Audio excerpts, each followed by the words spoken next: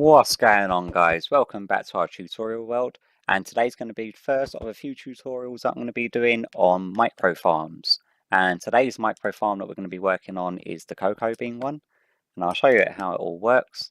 We just go ahead, we switch it on, put the cocoa beans, and then the log just jumps up and down, removing them. Let me just give you another quick demonstration.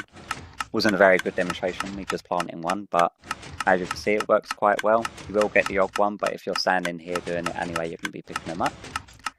And yeah, it works extremely well, and all it costs is some cocoa beans and some bone meal. But the redstone behind it, I've tried to make it as compact as possible. So I think we've got 3 observers, 2 dispensers, 1 sticky piston, 1 repeater, 1 redstone torch, 3, 4, 5, 6 bits of redstone dust, a lever, a hopper, and a chest, I think is all the mechanics of it. But we're going to jump straight into it. And that's a bit of redstone dust that I left because this is the second time recording tutorial because I forgot to hit the record button. Clever me. Now, let's quickly get down our basis of it. So let's get our chest down and our hopper facing into that. Everything's going to be pinpointed around them 2 items. So let's grab everything else that we want on our hotbar. I believe that is it. There we go.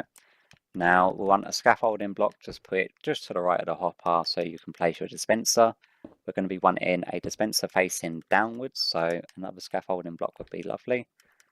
And just face down, there we go. And then we're going to want another scaffolding block in the middle just so that we can place our observer facing it. And that is that job done. Now we want 2 blocks coming off of the back of the actual observer block. On top of that, you want 1 bit of redstone dust going into a repeater. The repeater has to be set on 2 ticks. Now from there, let's just bridge it up by 2, just so it looks like that. And then we want a redstone torch just on the other side of that block. And then we want 2 blocks sitting on top of the actual redstone torch. And then on top of them 2 blocks, we want our redstone dust. Now this will be the perfect point to actually put your sticky piston in, like so. And then we want our jungle wood. Hopefully we get the right angle. And I believe that is, yep, that's all correct. So that's all done and dusted now. And now let me quickly grab cocoa beans just to double check. Yep, that's all fine. Now for our clock to actually work the dispensers, it is a fairly simple, albeit a little bit awkward to place. Let's get a scaffolding block, and then you want an observer facing upwards into that scaffolding block. Break our way out of this little prison we just made ourselves. Place a couple more blocks in there, get rid of that, and then you just want an observer facing downwards. Now you can place this whichever way you want behind it. The clock itself is not going to change.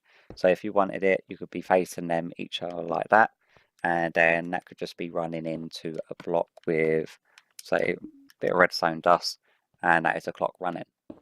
But yeah, this one is just done vertically. It's just so it was making the design a little bit more compact, which I thought came out pretty decent. And then just hop on top of the observer, place your redstone dust, and then we'll get that annoying clicking. To avoid that annoying clicking all the time, just get some blocks. Obviously this is going to be a facade, so whichever building block you want to build out of is fine.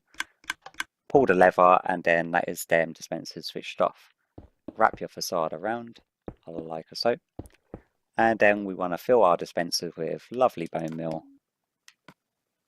like so, and then that is all ready to rock and roll. So you just switch it on, put your cocoa beans on, and there it all goes. Now also, to make sure, to be doubly as efficient as possible, what I've done here is I've actually wrapped blocks around the dispenser, because every now and again, where it's kicking up and down, you may get one drop behind.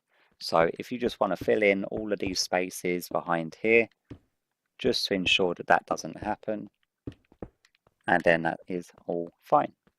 So then we can switch it on. Also, you get the lovely view of not having the open redstone backing behind.